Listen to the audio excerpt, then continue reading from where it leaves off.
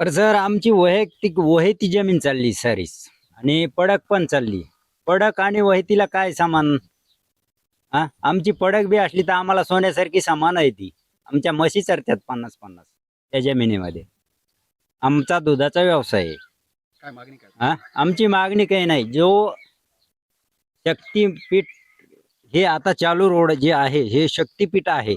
समृद्धी महामार्गाला जे बजेट पडलं शासनानं ह्याकडून त्याकडला सर समान टाकलं. कुणाचे द्राक्षे असोत, कुणाचे काजू असोत, ह्याकडून त्याकडला सर समान टाकलं. तसं बजेट आम्हाला पाहिजे. आम्हाला सरसगट भाव पाहिजेत. घाट असो, गंगतडी असो, ही डोंगर आहे ते आमचा सोन्याचा गोळा आहे. त्याच्यावरच आमचा सगळं परिवार आम्ही जगतो. आम्ही काय खायचं आमचा डोंगर गेल्यावर? नाही तर आम्हाला सरकारनं ऐकत घेऊन द्यावा कुठं बी आम्हाला.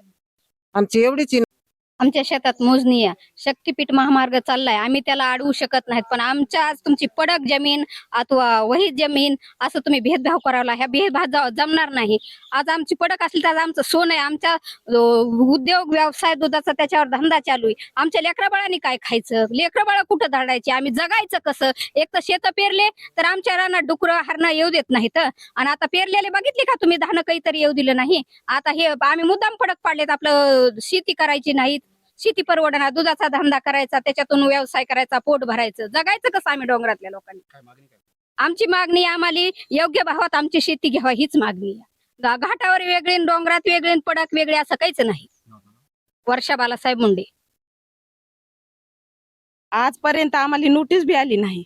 वरून काही मागणी बी अशी हे म्हणजे अशी हे करा म्हणून बी आलं नाही काही. आणि आता हे म्हणते तर डोंगर हे वहीत रान. हा, पण ते डोंगर बी झाला आणि वहीत बी झालं तरी आमचं आमचं हे आहे ना. हा, आज जनावर बघा आमचे किती बकळ इथं. कुठं उभे करायचे आम्ही? हा, कोणताच निरोप आला नाही ना आम्हाला. म्हणजे असं झालंय ना. आता काय हे मागणी काय तुमची? आमची मागणी काही नाही. शेवट जे बजेट आहे शेवटपर्यंत तेच बजेट आम्हाला पूर्ण करावं. दुसरी मागणी आम्हाला काहीच नाही. योग्य भाव आम्हाला जे आहे वरून शासनानं दिला तेच योग्य भाव द्यावा. सरसगट भाव द्यावा. दुसरं काहीच नाही. शिवगंगा केशव मुंडे.